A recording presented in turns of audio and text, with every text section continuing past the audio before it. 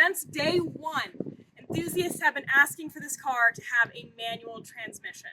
I mean, after all, it's a Supra. How can you have a Supra without a manual? Well, that day is finally here. Since that first year of this new Supra, Toyota has been working on developing a manual transmission designed specifically for this car. This is not pulled out of another car and slapped in the Supra. This transmission is tuned for the A91 Supra, and it is fantastic. This transmission is going to be available on the 3-liter Premium, and the A91 Edition Supras. I love it. It's great. I have absolutely no complaints about this transmission. I love it. The shifts feel great. The clutch pedal feels good. The throw is relatively short for a factory car. It is nice. It's got a good feel to it, good precision to your shifts on track and on the street, which is a big plus.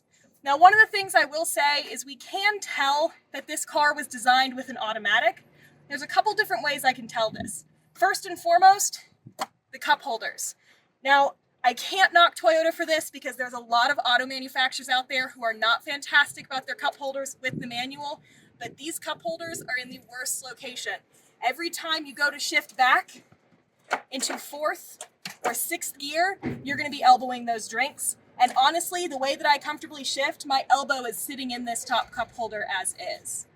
Secondly, the pedal box is a little tight. Of course, with an automatic, we only have 2 pedals, and now that we have a manual, we have 3. This means they're fitting 3 pedals in a little bit of a smaller space. Because of that, I would say this might not be the best beginner manual car. You might find yourself struggling when you push in the clutch, hitting the dead pedal, or potentially hitting the gas and brake at the same time. From a track standpoint with an experienced driver though, it is fantastic. It does make heel towing a lot easier because the gas and the brake are so close together.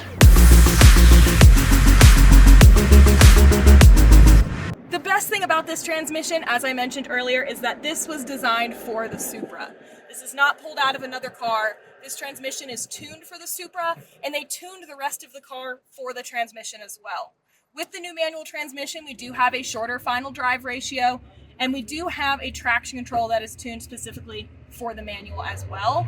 It's great to hear that they changed some of that traction control and the other elements of the car, because with a different transmission, the car does feel differently and it does behave differently. So it doesn't really make that much sense to just toss a manual transmission in the exact same car that the automatic was in. So props to Toyota for changing that for us.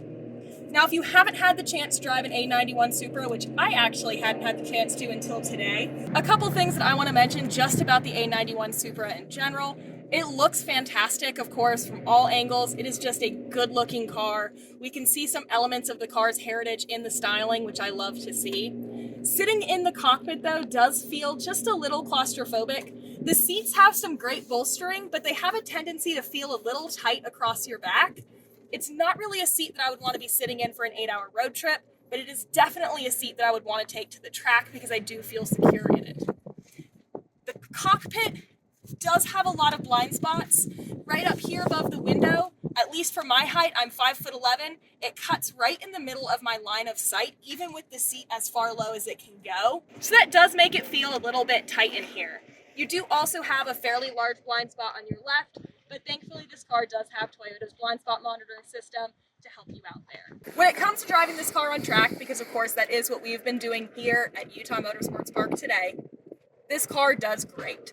I'm not going to sit here and say that it's an absolutely fantastic, purpose-built track car. At the end of the day, this is a street car that does very well on the track, not a track car you can take to the street. But I was very happy driving it on track. The torque band is consistent and it makes enough torque that at least on this track here, you can really just keep it in 3rd gear and hammer it. You don't need to be worried too much about your shifting. You can just leave it right there in 3rd gear.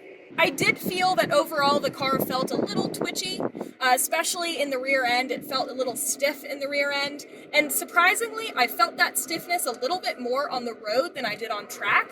I was a little worried that I was going to feel it on track and it was going to want to kick out, but I didn't have too much of that, although I did feel it merging on the highways when the road got really bumpy. You could feel that the back end of the car was a little stiff and a little unstable.